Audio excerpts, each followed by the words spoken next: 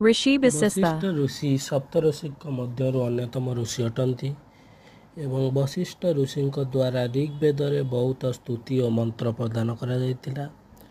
ଭଗବାନ ବ୍ରହ୍ମାଙ୍କର ବଶିଷ୍ଠ ଋଷି ମାନସ ପୁତ୍ର ଅଟନ୍ତି। ଦ୍ୱାପର ଯୁଗରେ ଭଗବାନ ରାମଙ୍କ ଅବତାରର ଗୁରୁ ଅଟନ୍ତି ଋଷି ବଶିଷ୍ଠ। ଋଷି ବଶିଷ୍ଠଙ୍କୁ ଜ୍ଞାନ ଓ ସ୍ପିରିଚୁଆଲର ସିମ୍ବଲ ଭାବେ ଗଣାଯାଏ। ତାଙ୍କ ନାମ ଅନୁଯାୟୀ ଆସାମର ଗୁଆହାଟୀଠାରେ ଏକ ମନ୍ଦିର ପ୍ରତିଷ୍ଠା କରାଯାଇଛି।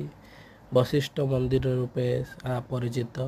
ତାଙ୍କର ଆଶ୍ରମ ବୋଲି ଏହାକୁ ବିଶ୍ୱାସ କରାଯାଏ ଏବଂ ତାଙ୍କର ପତ୍ନୀଙ୍କ ନାମ ଅରୁନ୍ଧତୀ ଅଟେ।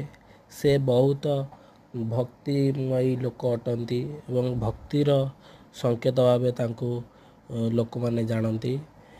ବଶିଷ୍ଠ ଋଷି ମହାନ ଜ୍ଞାନୀ ଥିଲେ ଓ ବହୁତ ଦେଶ କଲ୍ୟାଣ ପାଇଁ କାମ କରିଛନ୍ତି।